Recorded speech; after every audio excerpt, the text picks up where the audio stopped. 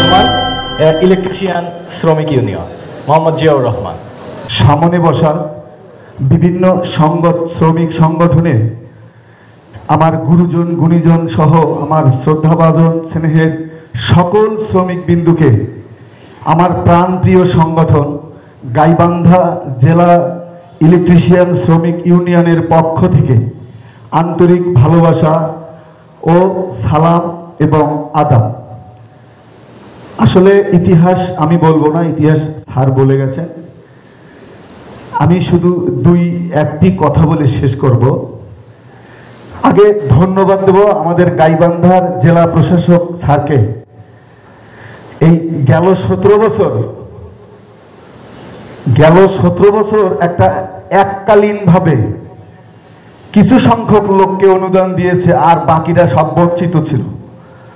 এইবার জেলা প্রশাসন স্যার এমনভাবে বন্টন করছেন, ইনশাল্লাহ স্যারের আল্লাহ যেন সবসময় সহায় হোক। প্রতিটা সংগঠন উপস্থিত হয়েছেন এবং প্রতিটা সংগঠনে পেয়েছেন, আলহামদুলিল্লাহ। স্যার আবারও স্যারের জন্য দোয়া করি। পাশাপাশি আরেকটি কথা, সেইটি হলো কালকে শহীদ মিনারে, আমি জেলা প্রশাসন স্যার ডিসি জেনারেল স্যার এখানে উপস্থিত আছেন। কালকে শহীদ মিনার অন্ধকার ছিল। এটা কেন হয়েছিল, কি কারণে হয়েছিল একটু যদি জানবো আমি পরে।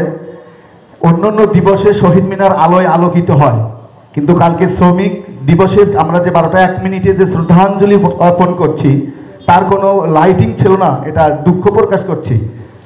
পাশাপাশি আমাদের ইলেকট্রিশিয়ান শ্রমিক ইউনিয়ন সহ সকল শ্রমিকের চলার পথে অনেক সমস্যা হয়। আমরা থানা পুলিশ প্রশাসনের সম্মুখীন হই, আমরা অবহেলিত হই। এই জিনিসগুলো স্যার দেখবেন এবং আমাদেরকে ভালো সাজেশন এবং ভালো কিছু দেওয়ার আশ্বাস দিবেন।